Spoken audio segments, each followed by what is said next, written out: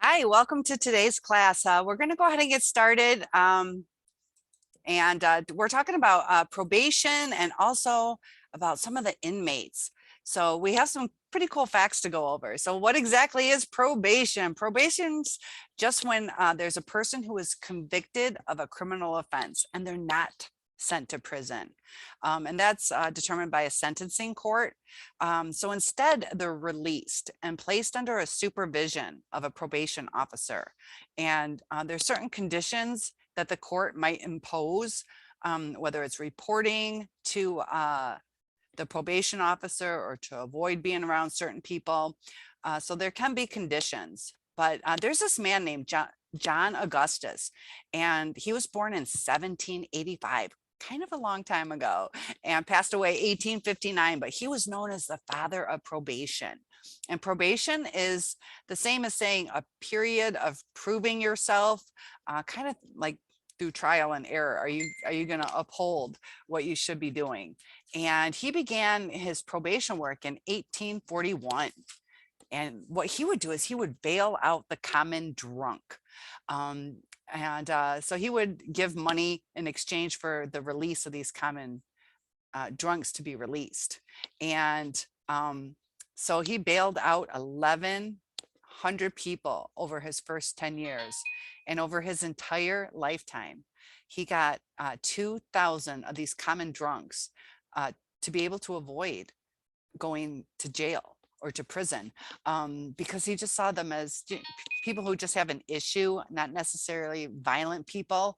And as long as they proved themselves, led a good life, gave them maybe a second chance not to repeat the offense.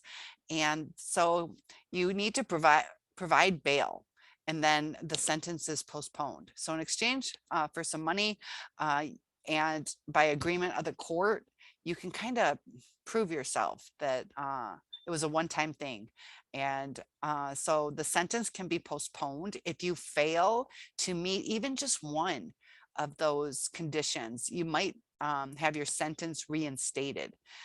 So there's some pretty interesting facts, though. A lot of people see inmates as bad people. Some of them depends on what their crime was, what the circumstances were.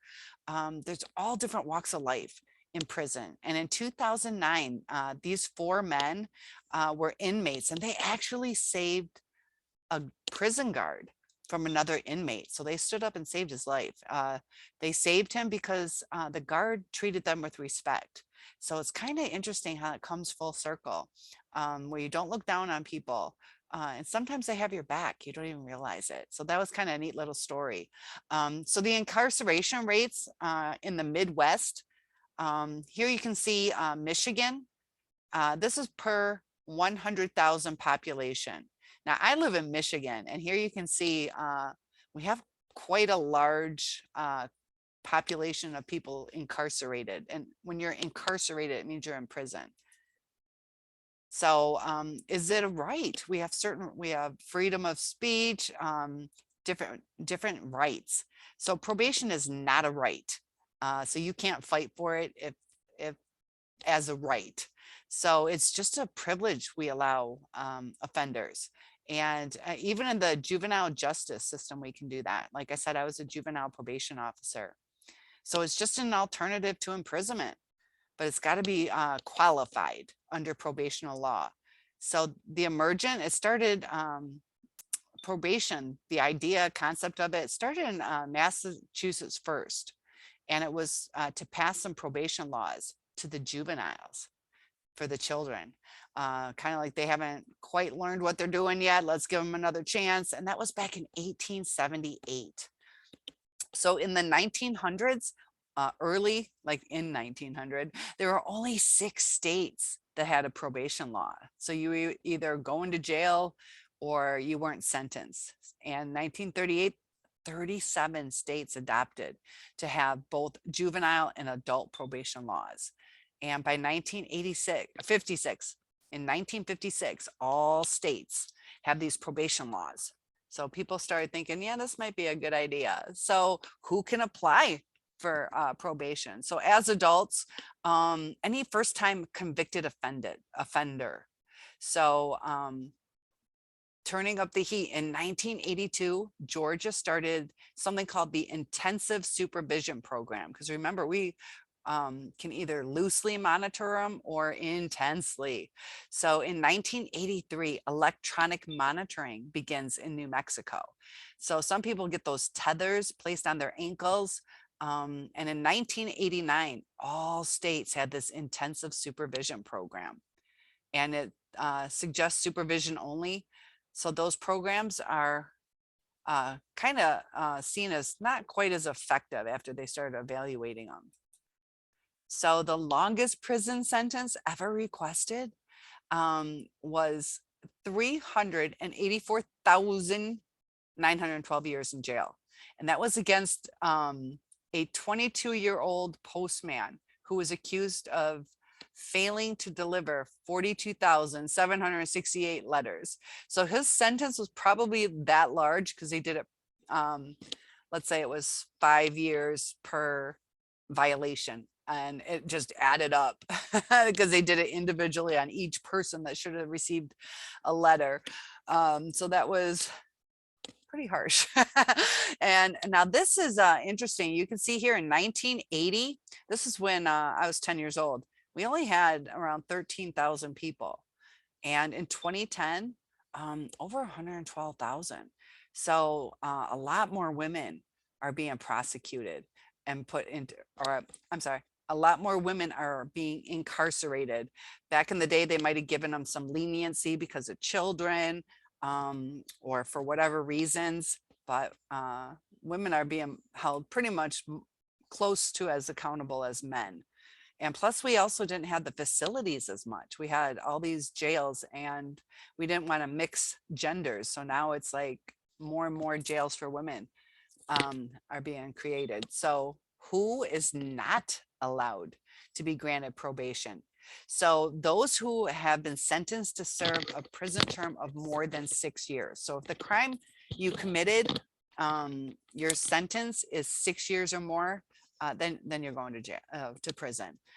If it's a 2-year sentence, maybe we'll let you do some probation. People who are convicted of any crime against the national security or the public order.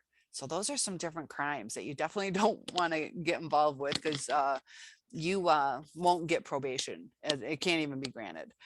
So if you've also been convicted of offense previously that was punished by imprisonment of not less than 1 month and 1 day imprisonment and a fine of not less than 200, this is pesos. It's so depends on the area too, on exactly what their governing laws are, but they will give you some guidelines. So the basics, the latest stats in 2008, where there were 4.3 million people on probation.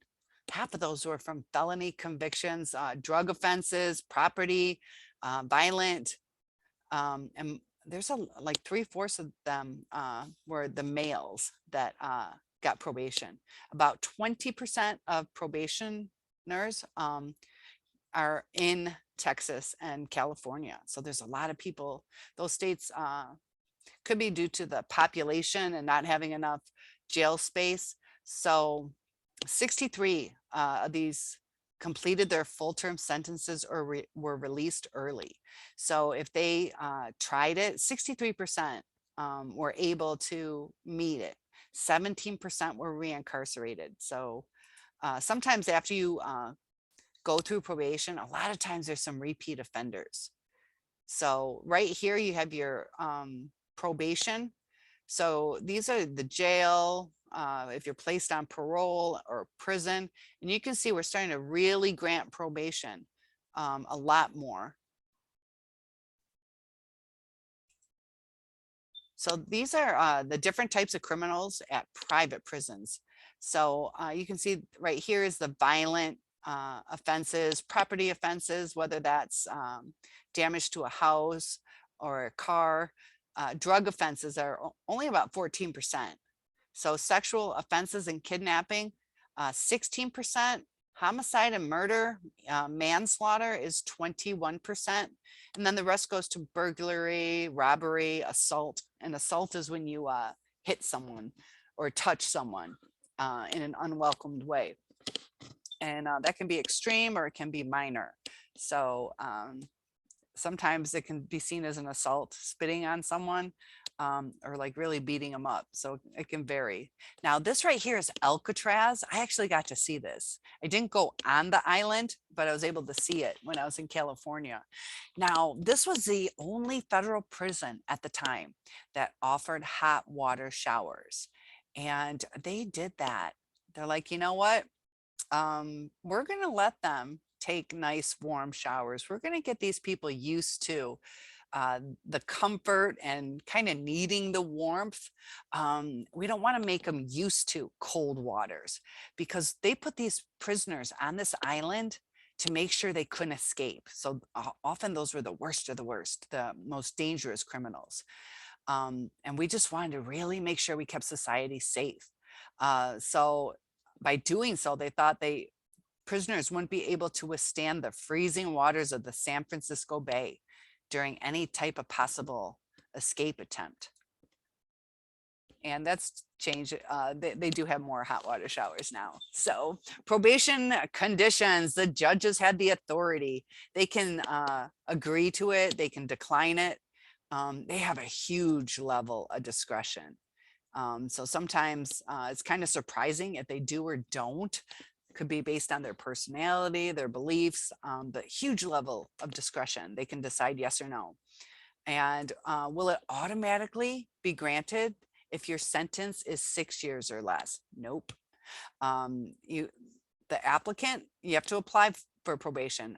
They might be denied by the court if they would be better rehabilitated if they did go to prison. Sometimes you can see people are just too into drugs or too into alcohol to where they need some time away from life, and they would be better rehabilitated. So it just depends on circumstances sometimes. So there's an undue risk that the offender will likely commit another crime. So if we think they're going to just do something else wrong, we won't give them probation. Why bother? They're just going to end up in prison. So probation will depreciate the seriousness of the offense committed. So if it's something kind of intense, to where we need to kind of make a stand, and if we're like, that's okay, you can just do probation. So you don't want to depreciate the seriousness of the offense committed. So if it's serious, we're not going to let you do probation. You're going to have to do some time. So that's kind of an interesting fact. Now, what happens after these prisoners are released? Now, about 25%, you can see right here, will get a job. They might enter education or training to prepare to get a good job. Maybe they're trying to turn their life around, finish a degree or trade school. And then right here, you see 59%. Nothing. They don't have a job. They're not going to school. And right here, you can see, though, part of the reason is released prisoners are 3 times less likely to find employment. Sometimes it's hard if you have a felony on your record. You can't get certain jobs. And with COVID going on now, a lot more companies have been a little more lenient on whether you have a felony or not. Sometimes if you have a felony, you can't rent certain houses. You can't vote. I don't believe you can even travel out of the country. So it can really impact your life if you have a felony. So here, right here, these are the percentage of people, prisons that are full. So you can see certain states are over capacity, 140%. So sometimes that can lead to some violence, agitation, irritation, and it can make the prisons a little more dangerous too. So where are we going to file this application? It should be filed just with the court that tried and sentenced the offender. So just do it at the right court. Don't go to the wrong one. And we have to, the limits of the conditions. The conditions must be clear.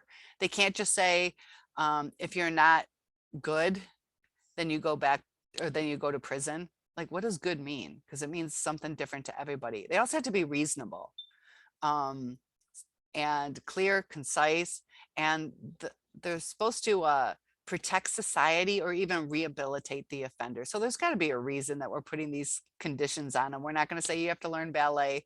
It's a condition. Like, what? So it has to be reasonable. And they also must be constitutional. We can't make them break laws. Uh, what if the application is denied? Then you'll be sentenced by the court, and you go to prison to serve your sentence. So there's some conditions that might be imposed when you're on probation. Could be drug testing, and they could do it randomly. Often you have to report to your probation officer, and you never know if they're going to ask you to do a drug test. And the difficulty for the offender, sometimes you can mail in correspondence or do telephone calls with your probation officer, but there's usually a fee that goes along with it. There's a cost that you have to pay to the probation department. So, oh, and then right here, what happens? What happens if you have a positive drug test? It might even be an alcohol test, because that might be one of your conditions. You can't drink alcohol. So revoke. Do we take away this privilege? Is it unwarranted? Do we really need to give them that test? Do we warn them? You got one more chance. Like, I'll be kind this time. But it kind of puts the probation officer in a bad position, because sometimes they are expensive. So we have to make sure that it's warranted, that this person we think is possibly on drugs, whether they're acting that way or they have a habit of it. So can an offender be released from confinement while his application for probation is pending? So yeah, sometimes you can be released for a little bit of time while we figure out if you're going to jail, and you can be placed under personal recognizance. And it's basically like a promise. We know your reputation, we know who you are, what you did, and we either trust you that, okay, you will follow this, you will come back if you are sentenced. So you can be released under the bail that was filed. So can an offender be released from confinement? Oh, did I do that twice? I'm sorry. It's just that important. So then right here, now this is kind of interesting. These are the children of incarcerated parent, where their parents are in jail. Now, this is the percentage of U.S. prison inmates who are parents that have children.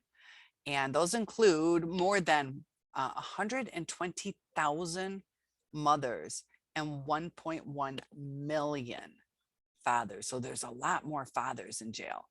1 in every 28 children, which is 3.6% of the population, has a parent incarcerated.